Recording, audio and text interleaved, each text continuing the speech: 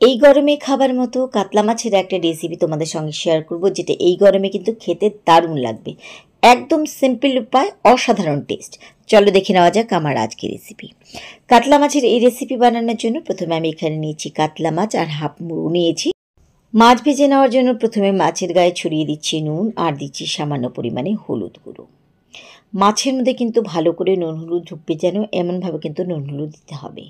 এবার ছড়িয়ে দিলাম সামান্য পরিমাণে সর্ষের তেল দিয়ে খুব ভালোভাবে হাত দিয়ে ঘষে ঘষে দু পিঠে মাছের গায়ে কিন্তু নুন হলুদ মাখিয়ে নিচ্ছি। মাছে যত ভালোভাবে নুন হলুদ মাখানো হবে, মাছের টেস্ট কিন্তু ততই খেতে ভালো লাগবে।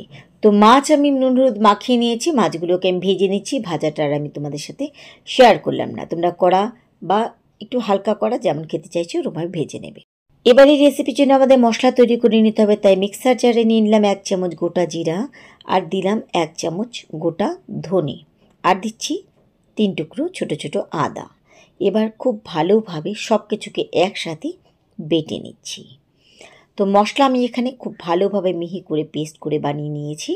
এটা নিয়ে নিলাম একটা বাটির মধ্যে, আর এর মধ্যে এবার দিয়ে দিচ্ছি সামান্য পরিমাণে জার ধোয়া জল, আর এর সাথে দিচ্ছি এবার হাফ চামচেরও কম লঙ্কার গুঁড়ো, আর সাথে দিচ্ছি হলুদ গুঁড়ো। লঙ্কার গুঁড়োটা এখানে দিয়েছি, তোমরা যদি লঙ্কা গুঁড়োটা খেতে না চাও তাহলে এখানে কিন্তু কাঁচা লঙ্কা বাটা দিয়েও করতে পারো, বা তোমরা শুকনো লঙ্কা বাটাও করতে পারো। এবার কড়াইতে নিয়ে নিলাম সর্ষের তেল। তেল একটুখানি গরম হয়ে গেলে প্রথমে দিলাম একটা শুকনো লঙ্কা ফোড়ন, আর দিলাম হাফ চামচেরও কম গোটা জিরা। ফোড়ন একটুখানি ভেজে নিচ্ছি, 2 থেকে 3 সেকেন্ডের মতন ফোড়ন ভালোভাবে ভেজে নেওয়ার পরে এবার এর মধ্যে দিয়ে দিচ্ছি আলুগুলো কিন্তু অবশ্যই এরকম লম্বা লম্বা করে দিবে। কাতলা মাছের অনেক রকম রেসিপি হয়, তবে এই গরমে কিন্তু খুব একটা রিচ খাওয়াটা ঠিক না, তাই যে রেসিপিটা আমি আজকে করে দেখাচ্ছি এটা কিন্তু সবাইকে হজম করতে পারবে। দিয়ে দিলাম সাথে নুন দেওয়ার পরে আলু কিন্তু আমাদের প্রথমেই ভালোভাবে ভেজে নিতে হবে। আমি এখন কোনো হলুদ গুঁড়ো দিচ্ছি না। এবার দিয়ে দিলাম এর মধ্যে পেঁয়াজ কুচি। ঝোলটা না হবে খুব ঘন, না হবে খুব পাতলা, এটা যেন সবাই খেতে পারে ঠিক এমন করে বানানো। বাড়িতে বানিয়ে দেখো, খেতে কিন্তু দারুণ লাগে। পেঁয়াজ একটুখানি ভেজে নেওয়ার পরে এবার এর মধ্যে আগে থেকে বেটে রাখা মশলা দিয়ে দিলাম। সাথে দিলাম একটা টমেটো বাটা। তোমরা টমেটো বাটার জায়গায় এখানে একটা টমেটো কেটেও দিতে পারো। এবার খুব ভালোভাবে আমাদেরকে কিন্তু এই মশলা কষিয়ে নিতে হবে। দিয়ে দিলাম স্বাদ মতন আরও 2 চামচ নুন, আর দিয়ে দিচ্ছি সামান্য পরিমাণে চিনি।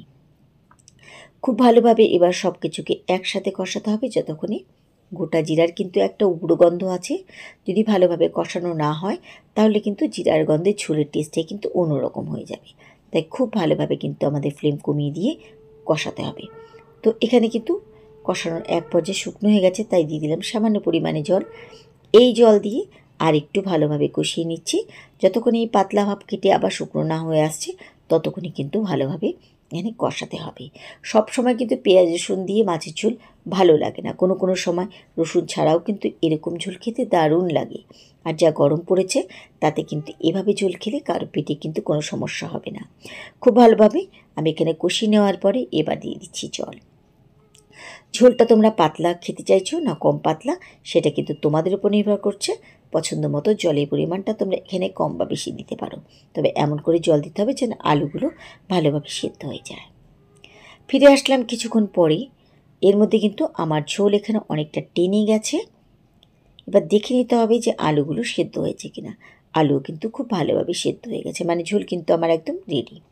নামিয়ে নেওয়ার আগে এর মধ্যে ছড়িয়ে দিচ্ছি গরম মশলার গুঁড়ো, দিয়ে মিশিয়ে নিচ্ছি। নিয়ে এর মধ্যে এবার আগে থেকে ভেজে রাখা মাছগুলো এর মধ্যে এক এক করে দিয়ে দিচ্ছি। আমি এখানে কাতলা মাছ দিয়ে করেছি, চাইলে তোমরা কিন্তু রুই মাছ দিয়ে এই রেসিপিটাকে বাড়িতে ট্রাই করতে পারো।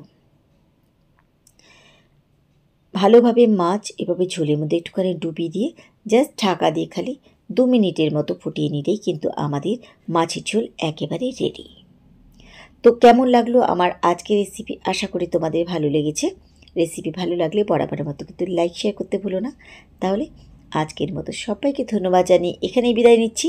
ফিরে আসবো আবার অন্য কোনো রেসিপির সাথে অন্য কোনো দিন। সেই পর্যন্ত সবাই খুব ভালো থেকো, সুস্থ থেকো।